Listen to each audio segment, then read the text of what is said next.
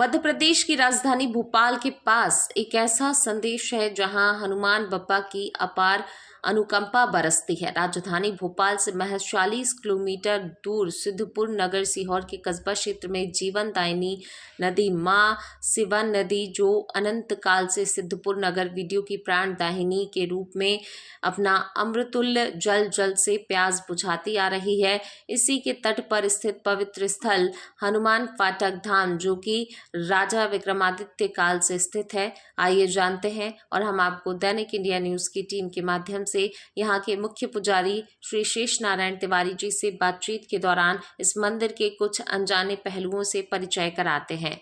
खबरों एवं विज्ञापन के लिए संपर्क करें ललित माहेश्वरी, दैनिक इंडिया न्यूज 9936597779 पर। नमस्कार। इस वक्त हमें सिद्धपुर नगरी के एक हनुमान फाटक हनुमान जी धाम पर, और यहाँ पर हम ये प्राचीन मंदिर आप देख सकते हैं और मूर्ति जो है हनुमान बाबा की है। और हमारे पंडित जी इस वक्त हमारे साथ जुड़े हैं। पंडित जी, आपका परिचय बता दीजिए। मेरा नाम साहब शेष नारायण तिवारी, पुजारी हनुमान फाटक कस्बा सीहोर।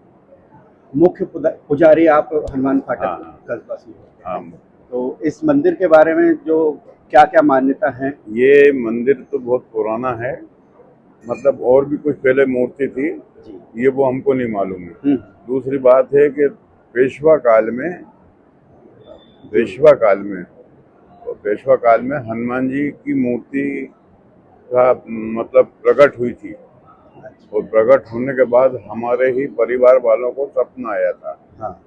और सपना आया तो वो तो नहीं गए, दूसरों लोगों से कहते रहे। हम हजारों तादाद में जनता जा रही, रोज भजन कीर्तन भजन होते रहे। वो 1.5-2 महीने का से ज्यादा का काल समय हो गया। फिर लोगों ने क्या करा कि आप एक काम करें, मूर्ति गाड़ी लेके आए और मूर्ति को कहीं ले चलें। तो गांव वाले कह रहे हम इधर ले चलो, शहर वाले कह रहे हैं इधर ले चलो, आसपास के गांव कह रहे हैं कि हमारा बड़ा गांव हमारा करवा दो जी।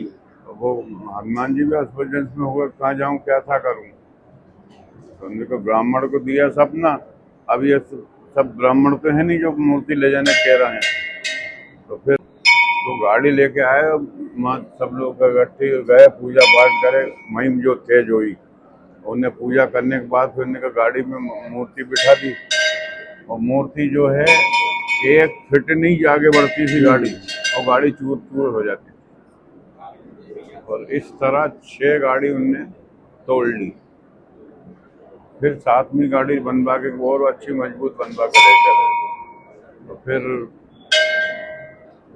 जाने के पहले बाजीराव पेशवा का राज था, तो उनसे मिले थे वो कि ये जो है मूर्ति ले चलना है कहीं भी, तो उसका हमें बताओ। सुनने के साहब बताओ क्या है, क्या आप जिस परिवार को सपना आया था, तिवारी जी परिवार को सपना आया था, जो यहाँ ब्राह्मण मोहल्ले में रहते हैं सामने टेकरे पे, तो उनने क्या कि उनसे मिलो और उनसे कहो कि वहाँ मंदिर वहाँ चलना है जहाँ मूर्ति है, और वहाँ चल के आपके परिवार को पूजा करना है, क्योंकि आपको सपना आया है तो मूर्ति आपकी हो गई, कोई दूसरा उसे उठा नहीं सकता।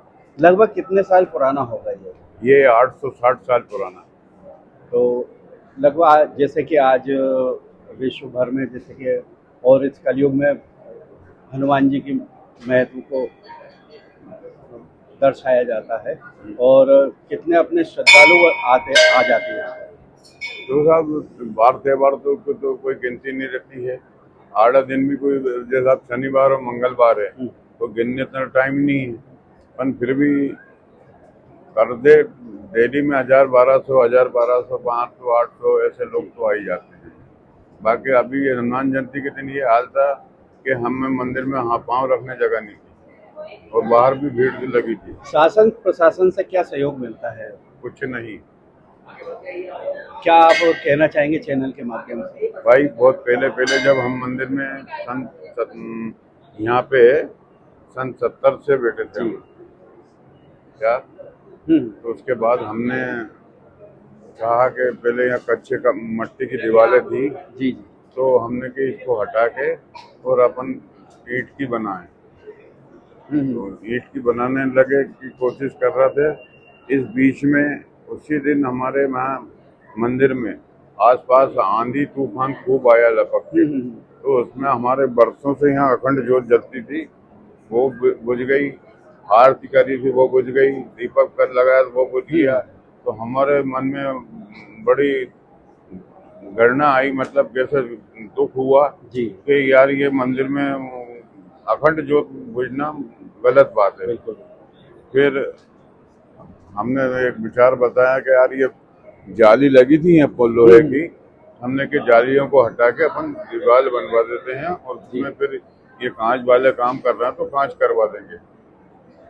फिर विचार बना, तो अब वो जब हम यहाँ देख ही रहे थे तो एक भैया हमारे कने बड़े बाजार से, राम प्रसाद जी मित्तल, अगर जानते हो, बड़े बाजार में रहते हैं जी, राहुल वाले होटल वाले है ना, उनसे थोड़ा सा एक आगे दुकान आगे। तो वो कहने लगा, पंडित जी हम रोज आ रहे हैं, टाइम से आते हैं, हम सुबह 8 बजे यहाँ जाते हैं और मनकामेश्वर मंदिर की पूजा पाठ सब कर आए हम, और अब हमें यहाँ के भगवान का प्रसाद चरनामत लेके और जाएंगे। अब मंडी में काम करते हैं मुनि माई का, तो आप हमारी कुछ देख ही नहीं रहे ना सुन रहे हो, आप तो उधर ही उधर दीवार और यहाँ मत देखते फिर रहो। तो मैंने कहा दादा एक बात है कि अभी कल ही आंधी तूफान जो आया था उसमें जोत जल्दी अखंड वाली जोत, दीपक, आरती सब बुझ गए, तो हमारा दिल दिमाग नहीं लग रही है क्या, तो क्या करना क्या है। इनके साहब ये दीवार जो है जो है इन्हें हटाना है जाली, और जाली हटा के दीवार करवाना है, बस इतनी सी बात है। उनके हाँ साहब हमारे लिए तो अभी ज्यादा है, वो हम तो अभी 2-3 दिन से बैठे हैं। जी जी, तो वो कहने लगे तो आप अभी आज एक काम करो, हमको प्रसाद दे दो और इसके बाद निपट के आप कहीं भी किसी कारीगर के घर जाओ और उसको ला के बताओ कि भैया ये दीवार बनाना है, जाली हेड़ना है और उसके बाद बना के प्लास्टर करना है। उससे गिट्टी, सीमेंट, रेत, गिट्टी और लोहा और क्या क्या लगेगा और सब उसका पूछ के बताओ कि इतना पर्चा लिखवा लो, इतना सामान लगेगा और इतनी लेबर लगेगी।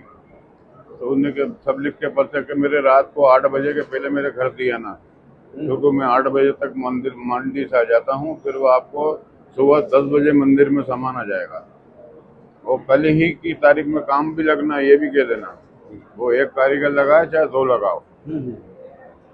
तो 2 कारीगर से बात कर ली, दोनों ने दिन भर में दीवार सब सही कर दी। दोपहर बाद तो प्लास्टर होने लगा। बस पंडित जी युवाओं के लिए क्या संदेश देना चाहेंगे? हैं? युवा के लिए क्या संदेश देना चाहेंगे? युवा तो ऐसा है, भगवान के जो नाम लेता है, ध्यान लगाता है, उसकी मनोकामना पूर्ण होती है। जो युवा हो या वृद्ध हो, शादी ब्याह वाले हों चाहे काम धंधे वाले हों, मन भाव से, अगर दिल भाव से अगर वो अपना भगवान के वो भजन ध्यान करेगा तो उसकी सब मनोकामना पूर्ण होती है।